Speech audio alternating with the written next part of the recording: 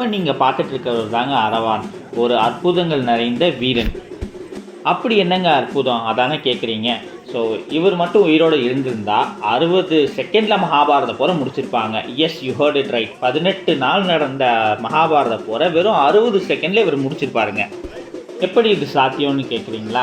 இவர் ஒரு பெரிய சிவபக்தருங்க. சிவனை நோக்கி தவம் இருந்து சிவன் பார்வதி கிட்டேருந்து அம்புகள் வாங்கினார். அதாவது 3 அம்புகள் வாங்கியிருந்தார். ஸோ அந்த அம்புகளோட வலிமையினால் மகாபாரத போரை வெறும் 60 செகண்டில் இவரால் முடிச்சிருக்க முடியும்.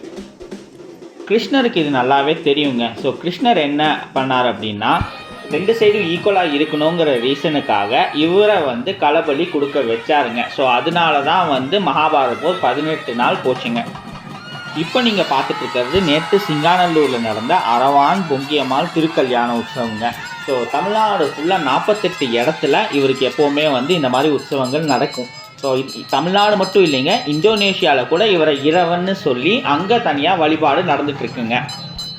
கிருஷ்ணர்கிட்ட 2 வரம் கேட்குறாரு களபலிக்கு முன்னாடி. ஒன்று என்னென்னா, இவருக்கு கல்யாணம் நடக்கணும்னு சொல்லி கேட்குறாரு. அதனால கிருஷ்ணன் கிருஷ்ணனை அப்படிங்கிற ஒரு பெண் ரூபம் கொண்டு இவரை கல்யாணம் பண்ணி கேட்டதா ஒரு மித் இருக்குது. ஸோ அதை தவிர இன்னும் நிறையா கதைகள் இருக்குது இதுக்கு அசோசியேட்டடாக. ஸோ 2வது வரம் என்னங்கிறத நம்ம அடுத்த வீடியோவில் பார்ப்போம்.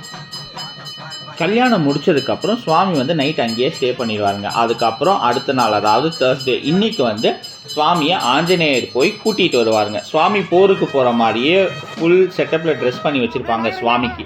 ஸோ அப்போ அங்கேருந்து வீட்டு விட்டு வெளியே வரும்போது பொங்கியம்மாள் சுவாமியை பார்த்த மாதிரியே வராங்க. இந்த சீன் இது தாங்க நானும் ஃபஸ்ட் டைம் பார்க்குறது. கடந்த 33 வருஷமாக நானும் திருவிழா பார்த்துட்ருக்கேன். பட் இதுதான் ஃபஸ்ட்டு டைம் சுவாமியும் பொங்கியம்மாளும் ஆப்போசிட்டில் சுவாமியை வழி அனுப்புகிற காட்சி நானே தாங்க ஃபஸ்ட்டு டைம் பார்க்குறேன். அவ்வளவு சூப்பராக இருந்ததுங்க காட்சி தான் நீங்களும் இப்போ பார்த்துட்ருக்கீங்க. பார்க்கும்போதே அவ்வளவு டச்சிங்காக இருந்தது, அவ்வளவு ஃபீலிங்காக இருந்தது. ஏன்னா கல்யாணமாகி கொஞ்ச நேரம் தான் இருக்குது, மேபி ஒரு நாள் தான் ஆயிருக்கு.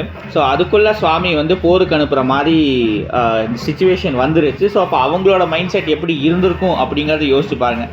சுவாமியை வழி அனுப்பி வச்சுட்டு பொங்கியம்மாளை திருப்பி வீட்டுக்கு கூட்டிகிட்டு போயிடுவாங்க. ஸோ சுவாமி வீட்டுக்கு போனதுக்கப்புறம் அரவானை குளிக்கிறதுக்காக கூட்டி விட்டு போவாங்க. இது எங்கன்னா பக்கத்தில் சிங்கானூர் பக்கத்தில் ஒரு போட் ஹவுஸ் இருக்குது இல்லைங்களா, குளத்தெரின்னு சொல்லுவோம் இல்லையா, அங்கே தான் அரவானை கூட்டிகிட்டு போவாங்க. அங்கே போய் சுவாமியை நல்லா சுத்தப்படுத்தி களபலிக்கு ரெடி பண்ணுவாங்க.